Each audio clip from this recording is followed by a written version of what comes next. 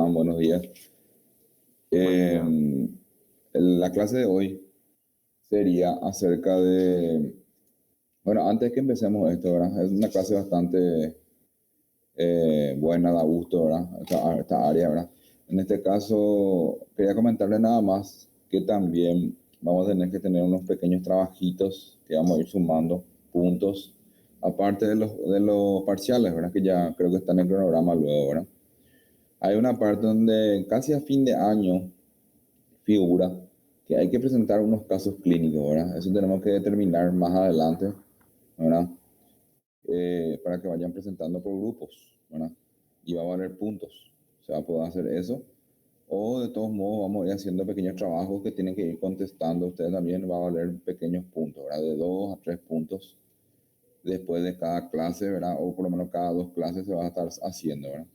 Vamos a ir viendo eso con tranquilidad, pero no se apuren. Por el momento solamente los parciales, pero vamos a ir coordinando eso para que también sume como un parcial más, para que le ayude a los que rinden, digámosle, mal o lo que sea, para que le ayude en el promedio final, ¿verdad? Entonces, era para acotar nada más, ¿verdad? ¿Está bien? Y bueno, vamos a comenzar entonces con esta clase, ya que no es tan larga, pero por lo menos lo básico para manejar. Seguramente ustedes ya dieron también algo en la parte de semiología médica, ¿verdad? Solamente para recalcar algo, ¿verdad? Ya que en nuestro énfasis es más en la parte quirúrgica, entonces por lo menos saber lo básico para poder desempeñarnos y poder eh, trabajar en esta área, ¿verdad? Bueno, entonces vamos a ir viendo la introducción de nuestro tema, ¿verdad? De respiratorio, aparato respiratorio, ¿verdad? Tiene por función, dice acá, el intercambio, un poco de fisiología en este caso, tiene por función el intercambio de gases entre el cuerpo y la atmósfera, ¿verdad? Siendo el encargado de captar oxígeno y eliminar el dióxido de carbono procedente del metabolismo celular, ¿verdad?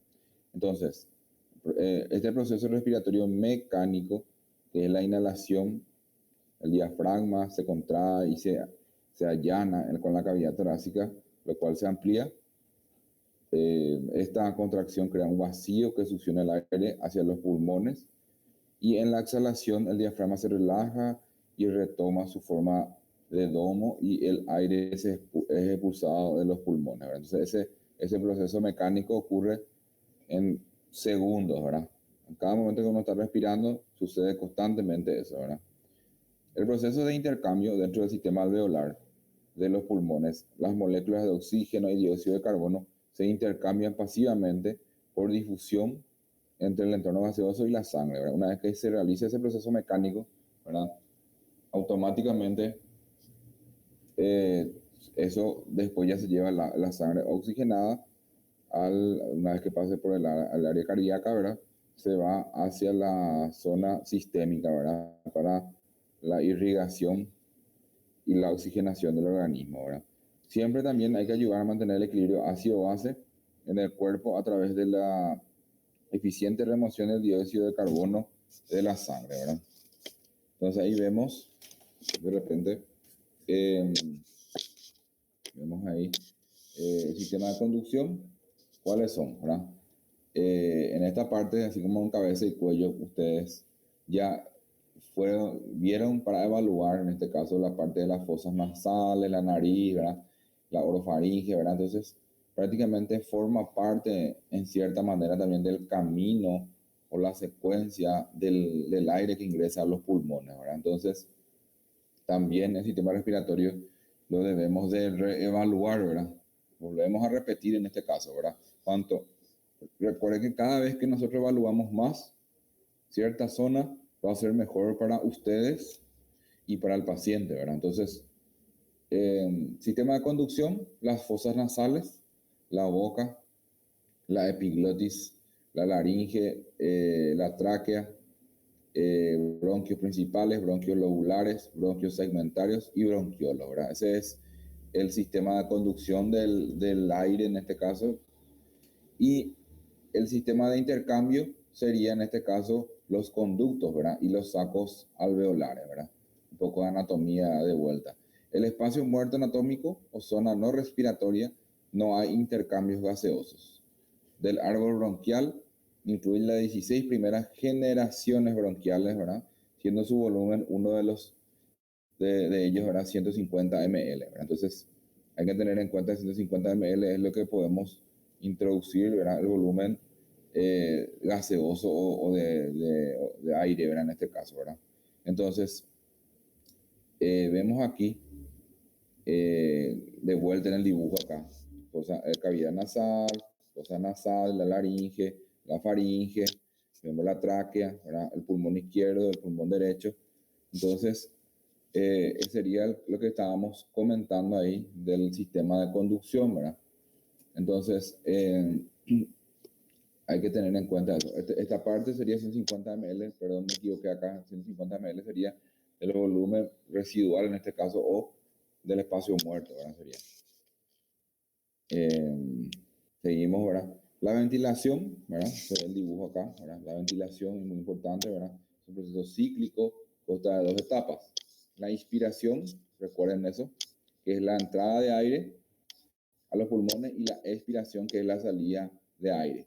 ¿Por qué le hago esta pequeña introducción? Es muy importante que sepan diferenciar eso, porque a partir de ahí nosotros podemos, cuando entramos en la semiología en sí, uno puede saber de repente en qué momento respiratorio está sucediendo el problema, ¿verdad? Ya sea en inspiración o expiración.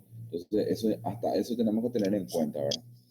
Entonces, los músculos respiratorios activos son capaces de disminuir aún más volumen intratorácico y aumentar la cantidad de aire que se desplaza al exterior, ¿verdad? Lo que ocurre en la expiración forzada, ¿verdad? Mientras el ciclo ventilatorio ocurre, en los sacos alveolares, los gases contenidos en el aire que participan en el intercambio gaseoso entre el oxígeno y el dióxido de carbono difunden a favor de su gradiente de concentración, que le resulta de la oxigenación y la detoxificación de la sangre, ¿verdad?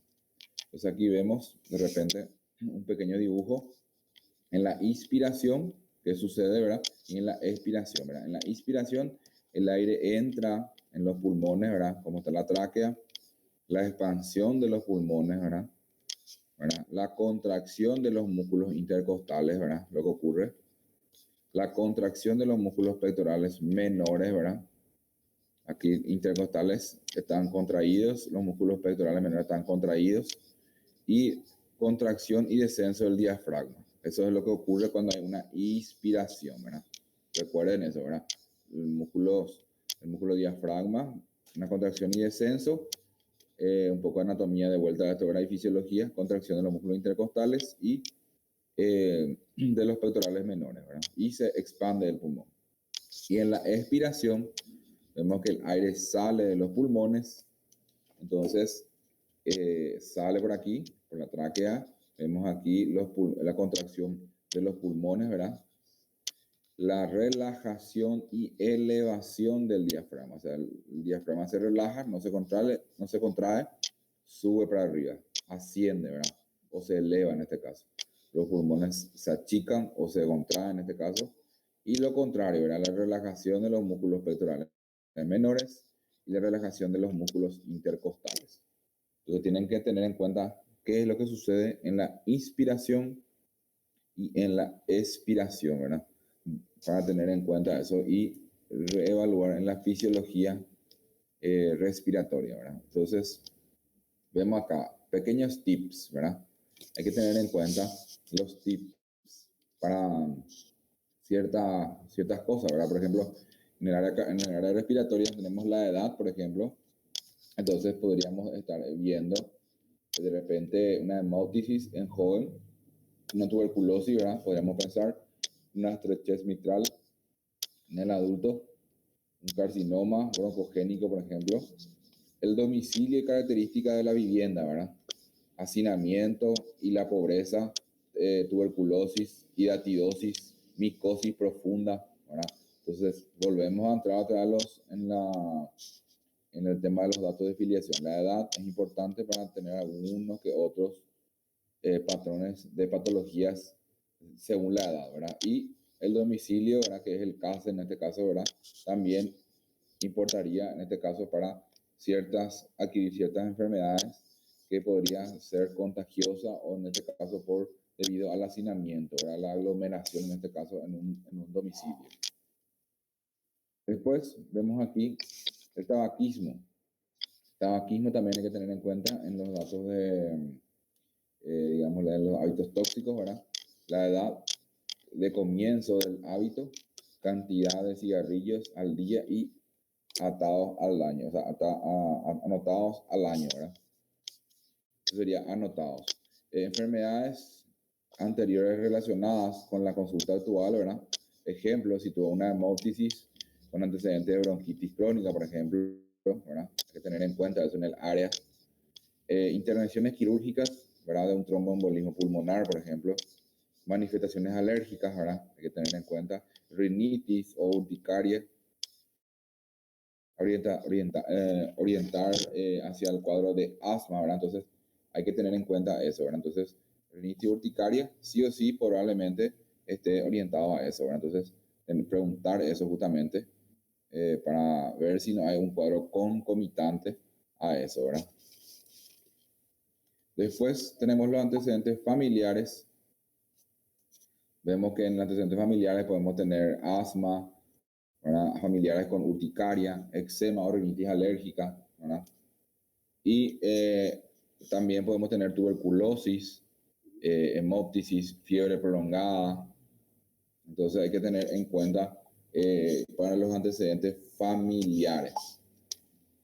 Bueno, el examen físico. Vamos a comenzar con el examen físico. Para entender el examen físico, hay que tener en cuenta algunos relieves anatómicos, ¿verdad? Entonces, por ejemplo, hay que tener en cuenta, dice, la anatomía, la caja torácica, vamos a recordar de vuelta anatomía, ¿verdad? Caja torácica constituida por 12 pares de costillas articuladas posterior, ¿verdad? En la parte posterior, en este caso, con las vértebras.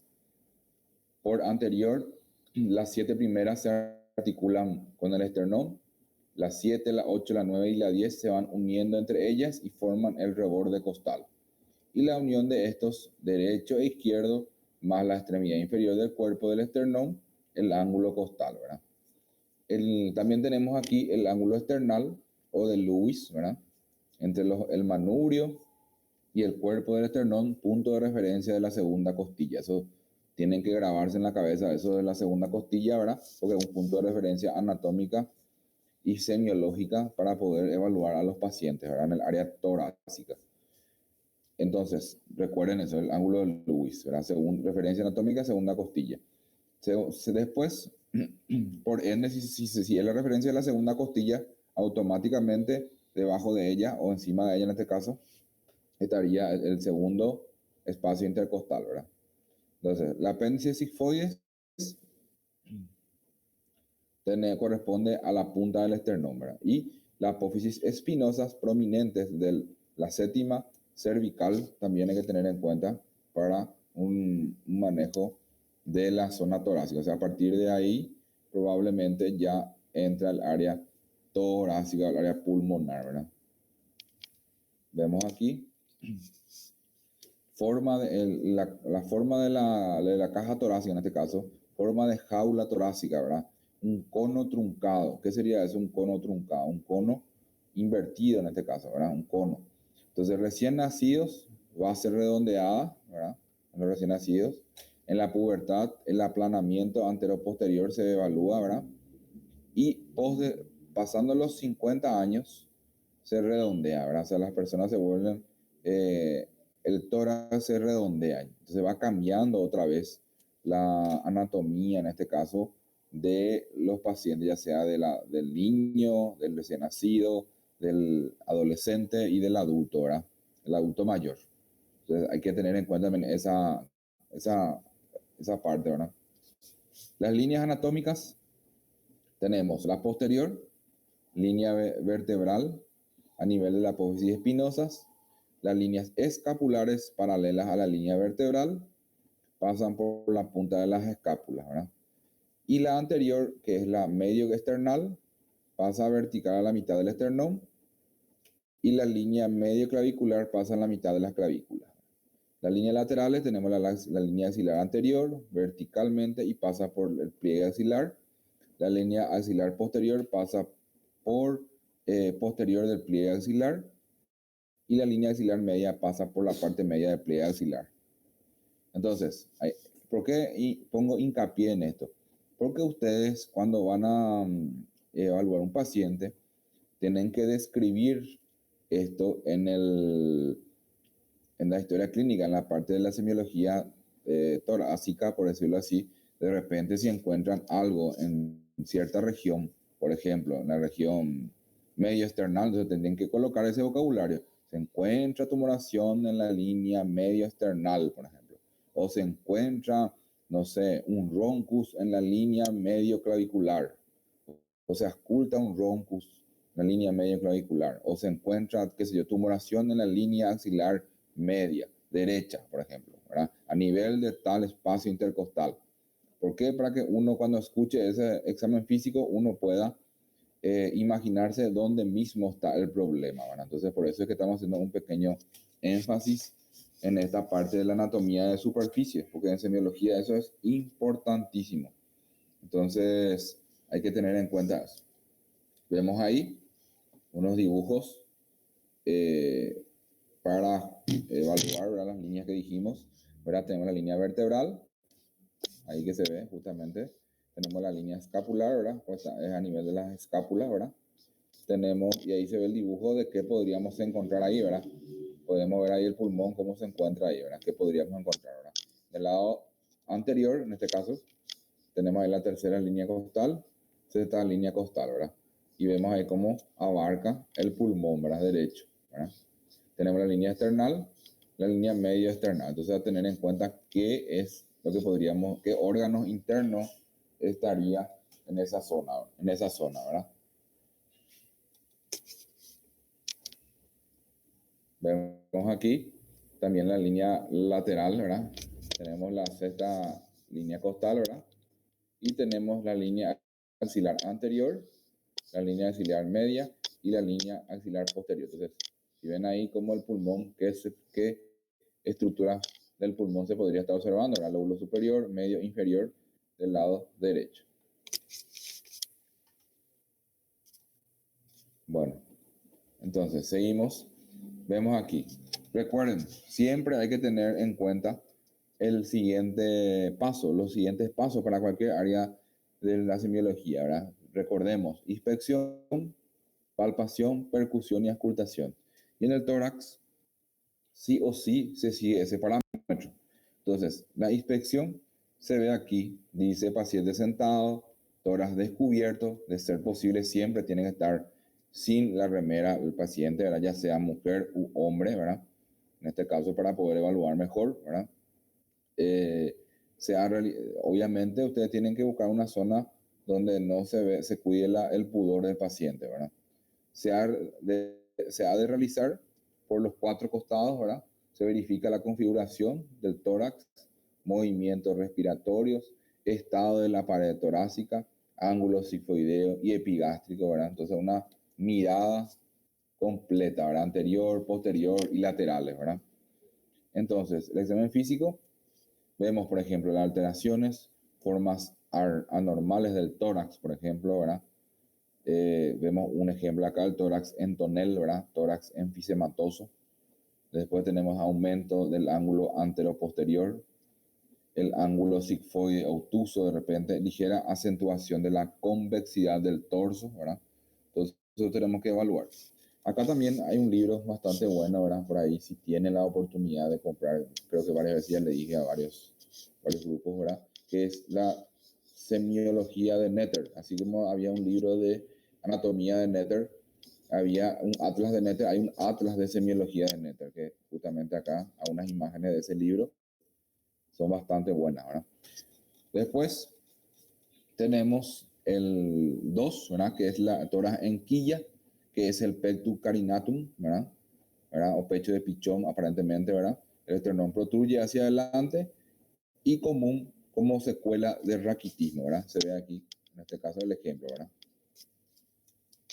Vemos aquí el otro ejemplo, tenemos las alteraciones de la forma del tórax, tenemos el tórax de Zapatero, ¿verdad? O pectum excavatum, también llamado tórax de Zapatero o pectum excavatum. Esternón se hunde en su parte inferior, deformación generalmente congénita, hombros inclinados hacia adelante y redondeados, ¿verdad? Abdomen prominente, cifosis acentuada. Y el cuarto ejemplo tenemos que es el tórax cifoescoliótico, ¿verdad? Desviaciones de la columna combinadas con diferentes formas, ¿verdad? Una cifosis, una lordosis y una escoliosis, ¿verdad? Causa generalmente congénita también llamado mal de Pons, ¿verdad? Se ve acá el ejemplo, ¿verdad? La cifoescoliosis, ¿verdad? De repente parece una serpiente su columna vertebral, ¿verdad? O de repente tiene una lordosis prominente y una cifosis, ¿verdad? Bueno, después, el quinto ejemplo, podríamos tener el tórax piriforme. Acá pone el ejemplo, ¿verdad? El tórax piriforme, vemos el dibujito, ¿verdad? Del Johnny Bravo, ahí. Ese es el tórax piriforme, ¿verdad?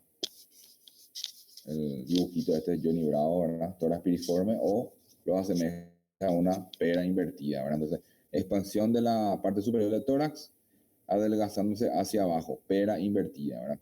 Paciente que padeció asma en la niñez, por ejemplo. El 6, abovedamiento, puede comprometerse con todo con un hemitórax, ¿verdad? Derrames pleurales o neumotórax, ¿verdad? Puede ser localizado, puede ser un aneurisma aórtico, ¿verdad? Entonces, abovedamiento se refiere a prácticamente una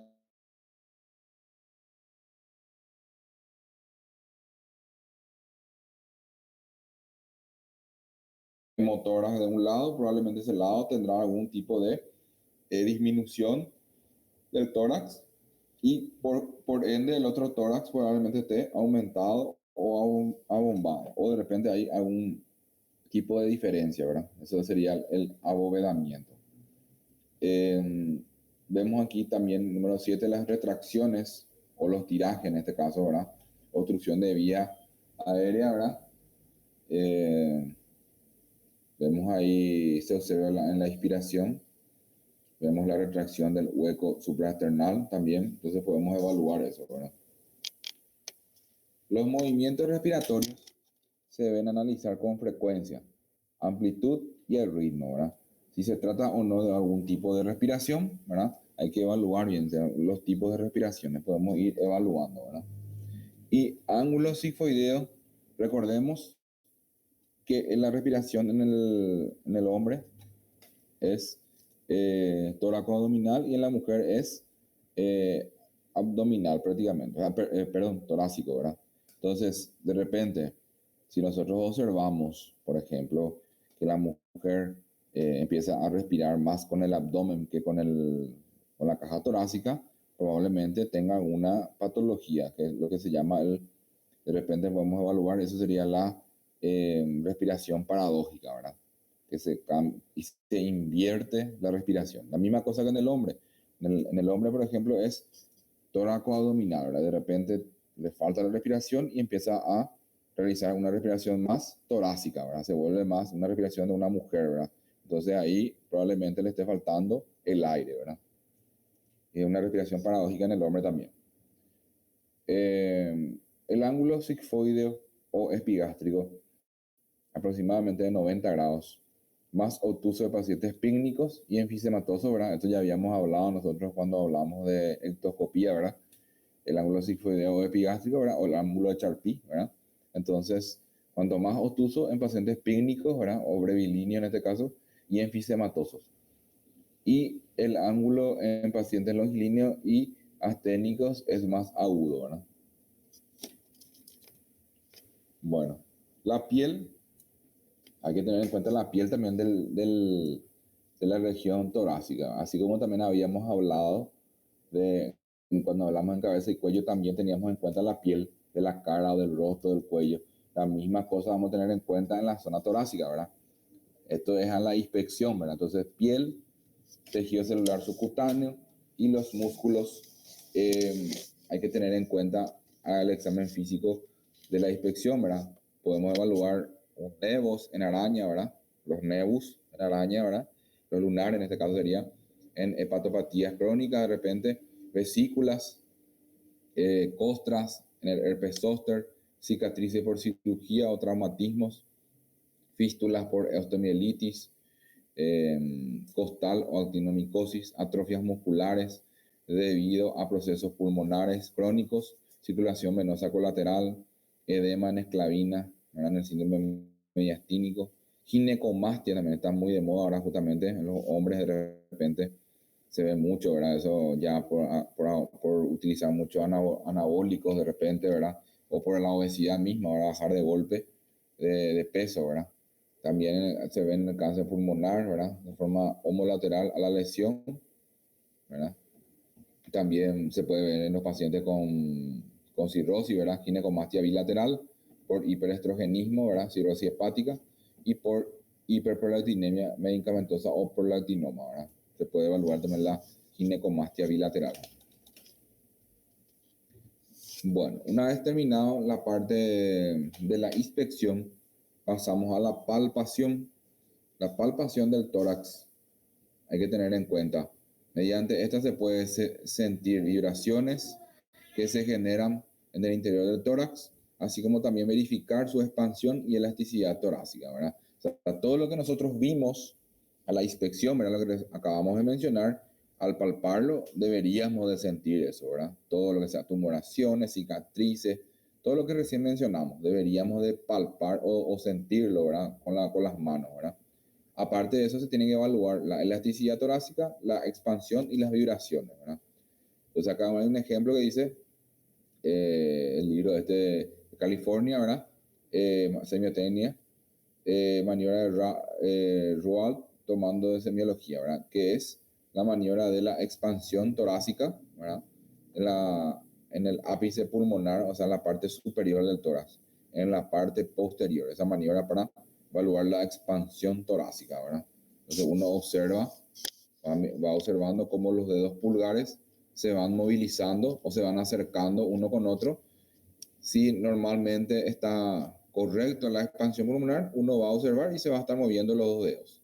Se van a aproximar, por decirlo así. Si de repente, pongamos el ejemplo, del lado derecho hay un neumotórax, por ejemplo, o un derrame pleural, probablemente este lado no va a tener una expansión correcta. Va a quedar quieto, pero este va a seguir moviéndose, por ejemplo. Entonces, para eso serviría la expansión torácica, ¿verdad? Que se puede hacer en la parte superior y en la parte inferior. Entonces, sigamos con esto, ¿verdad? Entonces, el examen físico de la palpación, vemos aquí, número 1, la elasticidad torácica, permite el masaje cardíaco de repente, ¿verdad? Revisión por compresión de cada hemitórax entre las manos, es mayor en niños y con la edad disminuye, ¿verdad? Por osificación del cartílago, ¿verdad? El aumento de fracturas costales en los adultos mayores sometidos a maniobras de resucitación, ¿verdad? Normalmente cuando se hace la reanimación cardíaca, sí o sí, de repente ocurren las fracturas costales. La alteración, el enfisema, por ejemplo, disminuye la elasticidad. Son ejemplos a tener en cuenta. El enfisema pulmonar disminuye la elasticidad torácica. Los derrames pleurales disminuyen la elasticidad torácica. La condensación disminuye la elasticidad torácica, ¿verdad? Solo del lado afecto en este caso, ¿verdad? Las condensaciones que serían las neumonías en este caso, ¿verdad? La osteomalacia, que es el raquitismo, aumento de la elasticidad. Es lo contrario, aumenta la elasticidad. Se vuelve más blando, por decirlo así. La expansión torácica tenemos que tener en cuenta de los vértices a las bases, ¿verdad? De la parte anterior y la parte posterior. Entonces, los vértices, el paciente sentado y el examinador de pie detrás del paciente, la mano en la región supraclavicular correspondiente con los pulgares unidos a nivel de la prominencia. Y 2, la expansión directamente proporcional a la separación de los pulgares, ¿verdad? Es lo que habíamos hablado en ese dibujo anterior, ¿verdad? Que está aquí, ¿verdad? Entonces uno tiene que observar los pulgares y evaluar cómo se expande, ¿verdad? Eso. Si van uniéndose los dedos o no, o sea, o acercándose en este caso, no uniéndose, acercándose uno con el otro para ver si hay una buena expansión. Eso sería para el vértice, ¿verdad? Y en la parte posterior. Y las bases de la a lo de los vértices, ¿verdad? Es similar, solamente que se hace la unión de los pulgares a nivel de la línea vertebral a la altura del ángulo escapular inferior, ¿verdad? Entonces, en cercanía de las puntas de las cápulas, uno debe colocar la mano en la parte posterior en este caso y hacer la misma maniobra de expansión pulmonar y observando los pulgares, ¿verdad? Si se acercan o no para ver la expansión pulmonar en la parte inferior o en las bases en este caso. Bueno, las alteraciones, ¿verdad? De repente, si no hay una buena expansión torácica, puede haber en el enfisema pulmonar procesos infiltrativos, difusos o esclerosis, ¿verdad? Sistémica. De repente una progresión de eso, ¿verdad? Disminución bilateral de la expansión se ve en estas enfermedades. Derrame pleural también, neumotórax o procesos pleurales unilaterales y localizados y disminución unilateral de la expansión, ¿verdad? Entonces puede llegar en estas patologías a la expansión torácica a disminuirse, ¿verdad? Bueno, y para finalizar, ¿verdad? La palpación, ¿verdad? Importante, ¿verdad? Aparte de lo que ya dijimos, ¿verdad? Hay que tener en cuenta las vibraciones vocales. Las vibraciones vocales, ¿qué son las vibraciones vocales? Las vibraciones vocales son una impresión táctil percibida por la mano del explorador, ¿verdad? Son producidas por las vibraciones de las cuerdas vocales transmitidas a través de los bronquios, parénquima pulmonar y pleura y pared torácica, ¿verdad? Se investigan haciendo hablar a los pacientes en voz alta y recurriendo al empleo de las palabras resonantes tales como el 33, el famoso 33, ¿verdad? De repente ustedes pueden decirle cualquier palabra que termine con la letra E, ¿verdad? Pueden decir, por ejemplo, no sé, carreta, no sé, un Inter, supercarretera, no sé, todo lo que ustedes quieran decirle, pero no, en la práctica pues no le vas a decir al paciente, digan un Inter, un Inter, un Inter para escuchar, ¿verdad? O sea, para sentir, perdón. Entonces, por fines didácticos, normalmente se suele hacer con el número 33, ¿verdad? Para ser un poco más elegante, ¿verdad? Porque en realidad la fisiología que tienen que entender ustedes es que cuando uno produce esas consonantes, esas vocales con la letra E, hace que las cuerdas vocales se abran, ¿verdad? Al decir ¿verdad?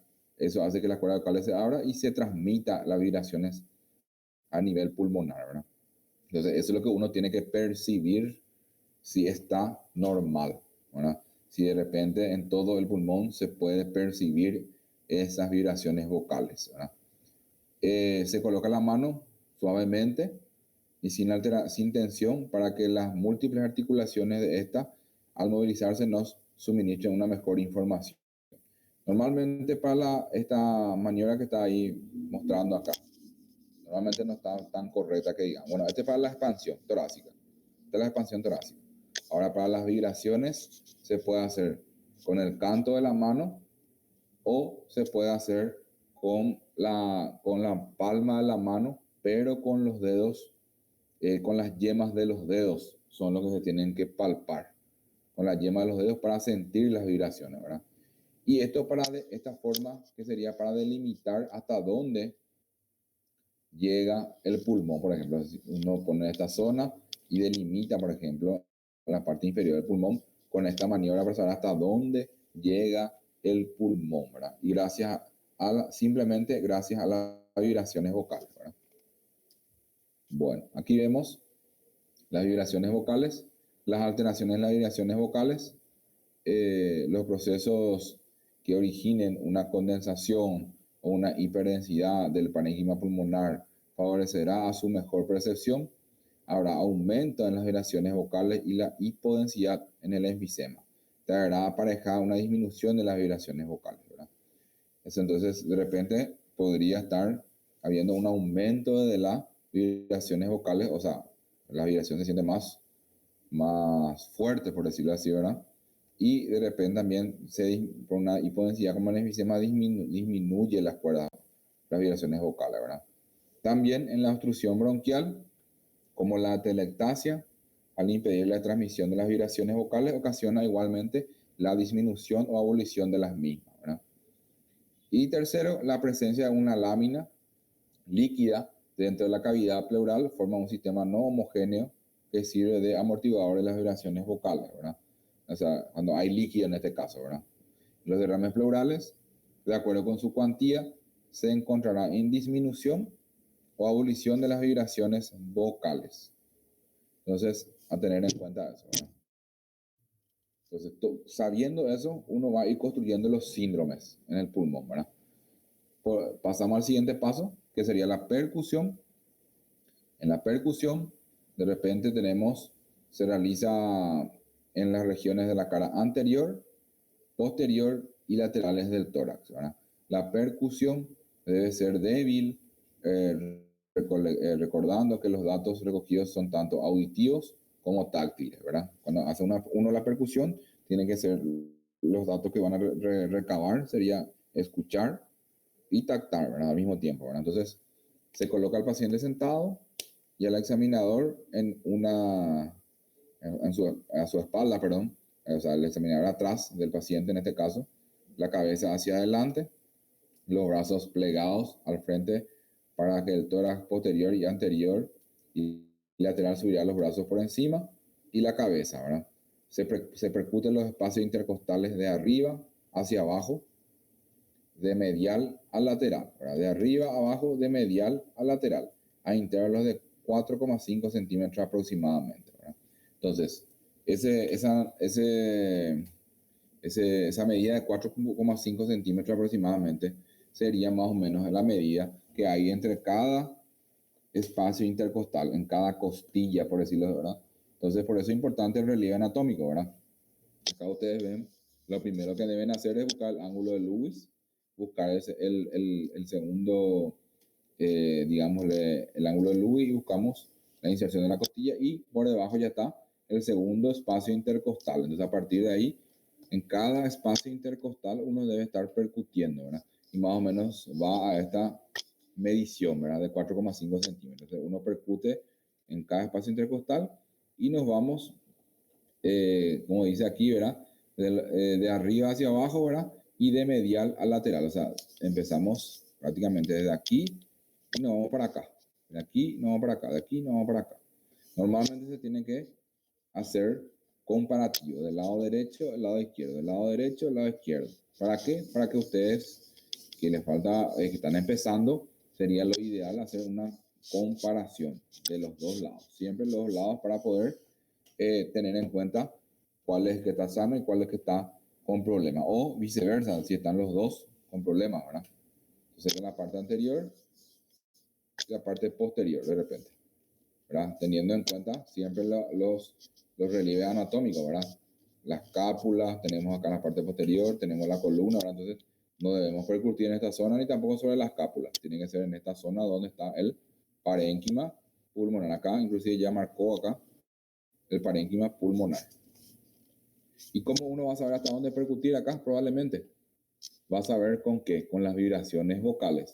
Si uno escuchó con el 33 hasta esta zona, por ejemplo, por decirlo así, la parte inferior, o sea, la base del pulmón, hasta ahí uno sintió las vibraciones vocales, entonces hasta esa zona uno debe percutir.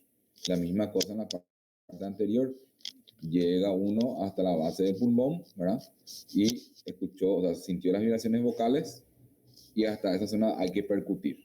Por eso que es importante seguir los pasos de inspección, palpación, percusión y auscultación. ¿Qué sucede con los médicos más antiguos o algunos médicos que saltean estos pasos? Directamente van al paso de la auscultación. Entonces ahí comienza el problema, ¿verdad? Comenzamos el problema, de repente pensamos anatómicamente ya que está hasta ahí nomás el pulmón, pero recuerden que cada paciente es diferente. Hay pacientes que son pícnicos, brevilíneos, longilíneos, y se va modificando la anatomía en cada paciente, en cierta manera, ¿verdad? No a grandes rasgos, no, ¿verdad? Pero de repente uno piensa que está auscultando, por decirlo así, el lóbulo inferior del pulmón, por decirlo de derecho, izquierdo, pero ya está ocultando la zona del riñón y no escucha nada y puede cometer errores. Entonces hay que seguir siempre los pasos: inspección, palpación, percusión y auscultación, justamente para eso. Bueno, acá hallazgos normales de la percusión, ¿cuáles son? La sonoridad, va en sentido decreciente de las regiones subescapulares al vértice y los espacios interescapulovertebrales, y finalmente zonas escapulares, ¿verdad? La percusión, la sonoridad conservada, por decirlo así. Y las modificaciones del sonido a la percusión, la sonoridad pulmonar se encontrará sustituida por matidez en la condensación pulmonar, la atelectasia, los derrames pleurales y la paquipleuritis. En cambio, estará aumentada o una hipersonoridad o timpanismo, ¿verdad? En el enfisema pulmonar, en el neumotórax, en las rarefacciones pulmonares de importancia y así como en el sodismo, ¿verdad? Entonces hay que golpear, o sea que hay que hacer la percusión y diferenciar tres cosas. Uno, el sonido normal, el cual deben practicar ustedes con sus compañeros en las prácticas justamente del hospital o de la facultad, ¿verdad? La sonoridad conservada, ¿verdad? Que es el sonido normal que tiene que haber, y las dos, a fines didácticos, las dos modificaciones, que sería la matidez, ¿verdad? Que sería cuando hay algún cuerpo sólido o alguna condensación, y la hipersonoridad cuando hay aire por encima de las capas pleurales, por decirlo, entre las capas pleurales, visceral y parietal, ¿verdad? Entonces, al percutir uno va a escuchar como si fuera un tambor, ¿verdad? Vemos ahí, pasando de la percusión, pasamos al último eslabón, que es la auscultación, ¿verdad? La auscultación conviene tener un orden para auscultar los pulmones, de modo de cubrir todos los sectores sin olvidar debajo de las axilas. Se van comparando sectores homólogos, como descubrir diferencias entre un lado y el otro, ¿verdad? Entonces, como siempre le dije a ustedes, ¿verdad? Traten de ser siempre comparativos, de derecha a izquierda, de derecha a izquierda. Acá vemos, por ejemplo, en la parte anterior, vemos los pulmones, ¿verdad? Derecho a izquierdo. Entonces, los sitios de auscultación de repente que podríamos seguir, ¿verdad? Supraclaviculares, encima de la tetilla, por debajo de la tetilla, ¿verdad? Vamos viendo derecho, izquierdo. Y la parte posterior, ¿verdad? La misma cosa, ¿verdad? Estos son los sectores para auscultar, ¿verdad? Nos vamos a auscultar en la zona nos vamos a ocultar en la zona de la escápula, por decirlo así, ¿verdad? Entonces, en esta zona son la zona de auscultación, ¿verdad? La parte posterior. Vemos ahí la auscultación, el ruido normal, ruido suave, aspirativo, más prolongado durante la inspiración que en la expiración, y se denomina ruido respiratorio, ¿verdad? Las características varían ligeramente según la zona torácica en las regiones interescapulovertebrales y es ligeramente soplante, ¿verdad? Entonces, tres son los ruidos que tienen que escuchar ustedes, ¿verdad? Uno, que sería el murmullo vesicular, que es debido a la entrada del aire en los alveolos, siendo este ruido suave y aspirativo de predominio inspiratorio, y eso se escucha en todo el pulmón, desde del vértice a la base. Y después tenemos los ruidos como la respiración brónquica, ¿verdad?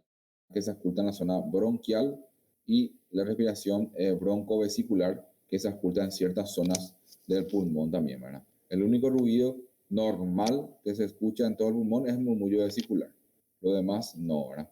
Entonces, vemos aquí el ruido laringio traqueal de mayor intensidad. Se oye tanto en la inspiración como en la expiración.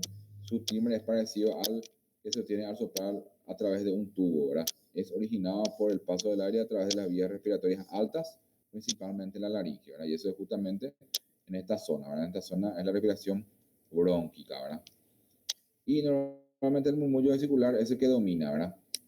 El ruido laringotraqueal, aunque toma parte de la integración del ruido respiratorio, ¿verdad? Entonces, el ruido broncovesicular es un sonido mezclado entre el murmullo vesicular y el ruido laringotraqueal, ¿verdad? Entonces, una mezcla de los dos se escucha, ¿verdad? Y en ciertas zonas del pulmón, como por ejemplo en las zonas supraclaviculares, por ejemplo, en las zonas infraclaviculares, por ejemplo, se escucha eso, la zona anterior, ¿verdad? Entonces, son los lugares donde podríamos escuchar el bronco vesicular, ¿verdad? Que sería la mezcla de los dos. Por último, tenemos los ruidos agregados, ¿verdad? Los ruidos agregados que son los estertores y frotes pleurales, se originan en el árbol, tráqueo bronquial o en los mismos alveolos, ¿verdad? En ellos se llama estertores, otros se producen en la serosa pleural y otros frotes pleurales, ¿verdad? Los estertores que habitualmente se escuchan son los sibilantes o silbantes en este caso, piantes o roncantes, los subcrepitantes, los crepitantes y los crujidos, ¿verdad? Entonces se podrían estar escuchando los ruidos agregados, ¿verdad? Estertores o frotes pleurales, ¿verdad? Ahí vemos, por ejemplo, la auscultación, como se hacía en años anteriores, ¿verdad? O sea, años cuando no existía el estetoscopio. Inclusive a veces hay fotos donde los médicos con la misma oreja auscultaban el pulmón, ¿verdad? Ahora, tratando de imitar un estetoscopio, se hacía de esta manera, ¿verdad? Acá como se muestra en el dibujo. Tenemos acá los ruidos sobreagregados, se dividen en bronquiales, alveolares y estertores musicales, ¿verdad? Tenemos acá los estertores bronquiales, subdividen a la vez en musicales, que incluyen los roncantes, silbantes y piantes. Y los subcrepitantes, que se subdividen otra vez en subcrepitantes de grandes, medianas y pequeñas burbujas, ¿verdad? Entonces, los bronquiales son todo esto, ¿verdad? Y los alveolares incluyen los estertores crepitantes y los crujidos. Los estertores musicales se producen en el paso del aire a través de una parte estrecha del árbol traqueobronquial, originado por la presencia de secreciones, por edema de la pared, obstrucción de cuerpos extraños, compresión extrínseca de los conductos aéreos, espasmos, ¿verdad?, de los músculos bronquiales, siendo esta última una causa posiblemente la más frecuente, ¿verdad?, los espasmos bronquiales, ¿verdad?, en el asma, por ejemplo, ¿verdad? Vemos aquí también los estertores roncantes y sibilantes o piantes, ¿verdad? Acá se ve el ejemplo del doctor que está ocultando, ¿verdad? Con el oído directamente. Bueno, después son ruidos, los roncantes, sibilantes o piantes, ¿verdad? Son ruidos que se asemejan a un ronquido, un silbido o bien al piar de las aves, ¿verdad? Entonces, roncantes se originan en los bronquios gruesos, los piantes o bronquios finos y los silbantes en los bronquios intermedios, ¿verdad? Entonces, a tener en cuenta eso, en dónde se producen estos ruidos, ¿verdad? Ronquidos, tipo un ronquido, ¿verdad? Un silbido o un piar de las aves. Un bronquio grueso, muy obstruido, puede dar un silbante y hasta un piante. O sea que se puede escuchar los dos también, ¿verdad? Tipo un silbido o un canto de un pájaro, ¿verdad? Un pajariño, ¿verdad? Entonces, su mecanismo de producción es la disminución del calibre bronquial. Esto origina el ruido musical, unas veces de tonalidad grave, que son estertores roncantes, y otras veces de tonalidad aguda, originándose así los silbantes y piantes, ¿verdad? Vemos aquí también el otro ejemplo, que son los estertores subcrepitantes, originados en los bronquios, que se perciben como burbujas de distinto tamaño, ¿verdad?, que se rompen. Son inspiratorios y expiratorios. Se modifican con la tos y son sucesivos, ¿verdad? Como si fueran cuando uno pone una pajita o un popote o como quieran llamarlo ahí, en un vaso de agua y empiezan a burbujear, ¿verdad? Ese es la onomatopeya, por decir así, el ruido que se escucha, ¿verdad? Su mecanismo de producción es la ruptura de la lámina líquida de la luz bronquial. Y los ruidos agregados, como los estertores alveolares, forman parte de este grupo de estertores crepitantes y crujidos.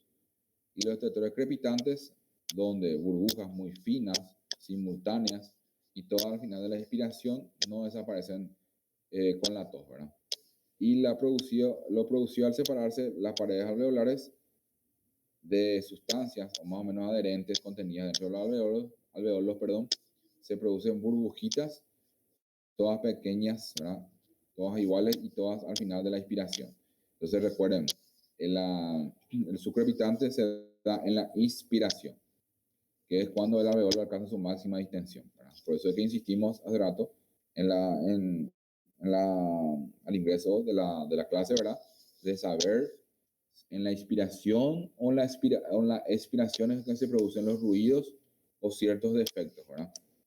Los estertores crepitantes hipostáticos presentes en un individuo que han permanecido en decúbito prolongado son fugaces y pues pueden estar en una respiración profunda. Se le pide que tosa y que desaparezcan, ¿verdad? De repente, también llamados estertores crepitantes, ¿verdad?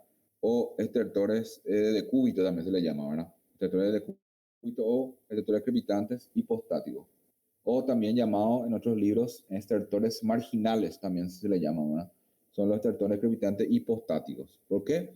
Una persona cuando está mucho tiempo encamado, de repente acumula cierta cantidad de líquido, entonces uno ausculta y piensa que tiene estos crepitantes, ¿verdad? Pero por eso que muchas veces si llegaron, no sé si alguna vez llegaron a ver a un médico que de repente le hace sentar al paciente y empieza a darle palmoteada, ¿verdad? Tipo una fisioterapia de palmoteo, ¿verdad?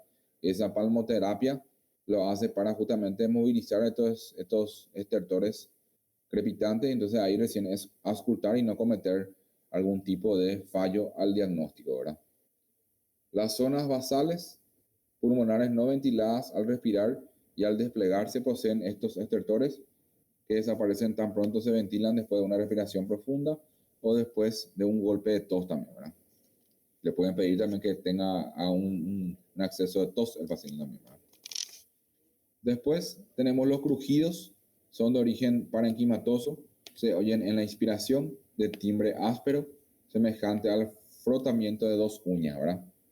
Pongan el ejemplo, froten sus dos uñas y eso sería el sinónimo o es la forma en que se debería escuchar.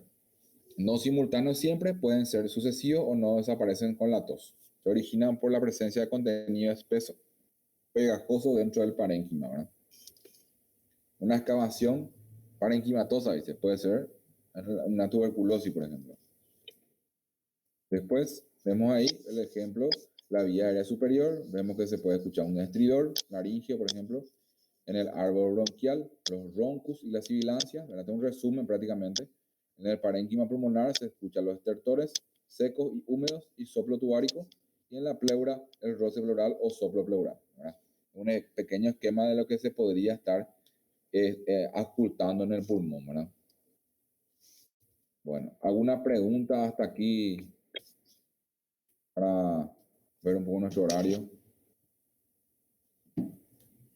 Es mucha, es mucha información, pero es medio un resumen de todo, ¿verdad? Porque es a grandes rasgos, ¿verdad? Tengo una clase más que tengo que dar con ustedes de generalidades de tórax, ¿verdad? Pero no sé si qué tal estamos de ánimo ahí los muchachos, porque es un poquito largo también. Por eso, o si no, lo dejamos para la otra clase. No, pues estamos bastante bien nosotros en nuestro contenido. Estaba viendo justamente nuestro cronograma. Estamos bastante adelantados, inclusive, visto. Entonces, estamos bien, ¿verdad? No es que estamos atrasados. Entonces, ¿alguna pregunta exactamente de esto o no? Entonces, sí podemos en la otra clase continuar con la clase que faltaba de tórax para poder darle un énfasis más a esta área, ¿verdad? Porque es largo, ¿verdad? O, sí, para no cargarle con tanta información, ¿verdad? Porque si le cargo mucho también no aprenden nada tampoco. ¿Está bien?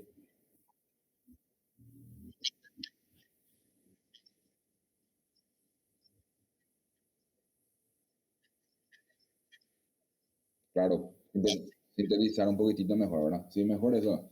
Entonces, no hay muchas cosas diferentes, pero para poder recalcar un poquitito más, ¿verdad?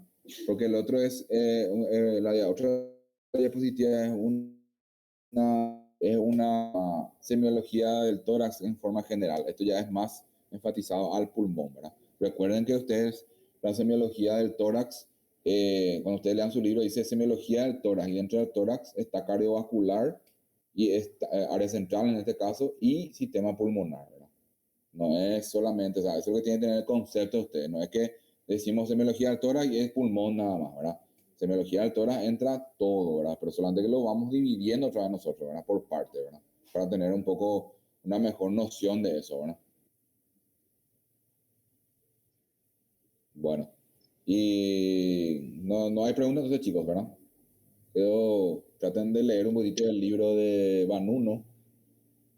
En el libro de Banuno hay un cuadro bastante lindo donde dice los síndromes de cada patología pulmonar. Tienen que leer de eso porque eso le da un resumen, ¿verdad? Por decirlo así, qué se encuentra en la inspección, qué se encuentra en la palpación, qué se encuentra en la percusión y qué se encuentra en la auscultación, ¿verdad? Porque esas son las típicas preguntas que se van a hacer en el parcial. Entonces tienen que saber eso. Por ejemplo, le doy un ejemplo. ¿Qué vamos a encontrar en un neumotórax, por ejemplo? La inspección, la palpación, percusión y auscultación. Entonces tienen que saber ustedes. Y eso en el libro de Banuno explica bastante bien. Hay un cuadro luego ahí. Entonces sería bueno que lean ahí. Sería bueno que lean eso para poder ir sedimentando el conocimiento, ¿verdad? Porque recuerden que tienen que leer, aparte del PowerPoint, el libro. Porque de ahí se me pueden salir las preguntas. Entonces la pregunta ahí también, chicos, recuerden. No me vengan con la historia que no estaban en las diapositivas. Eso ya no estamos más en primer año ni segundo año en la facultad. Recuerden eso. Estamos. Y bueno, creo que estamos bien así.